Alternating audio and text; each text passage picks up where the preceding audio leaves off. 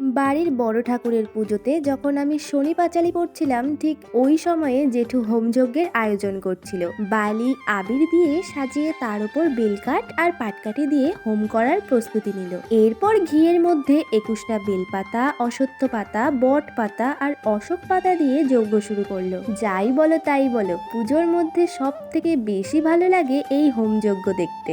উফ, আলাদাই একটা ঘ্রাণ, পুজোর সরঞ্জামের ঘ্রাণই আলাদা। এই ঘ্রাণ নাকে এলেই মনে হয় আমি যেন স্বর্গের দেবতাদের মধ্যে আছি। যাই হোক, সবাই বসে হোমযজ্ঞ দেখছিলাম, আর এই যজ্ঞের সময় বাবা জেঠুকে ছুঁয়ে রেখেছিল এবং একে একে আমরা সবাই সবাইকে ছুঁয়ে রেখেছিলাম। আর সবশেষে একটা কলা, দূর্বা আরো কি কি যে হোমযজ্ঞের মধ্যে দিয়ে দিল আমার ঠিক খেয়াল নেই। এটা কেনই বা দেয় তাও জানি না। এরপর দুধ, গঙ্গা জল দিয়ে হোমের আগুন ঠান্ডা করা হলো এবং হোম শেষে আমরা হোমের ফোঁটা নিয়ে নিলাম। এরপর ঘট বিসর্জন হলো এবং জেঠু শান্তি জল সবাইকে দিয়ে দিল।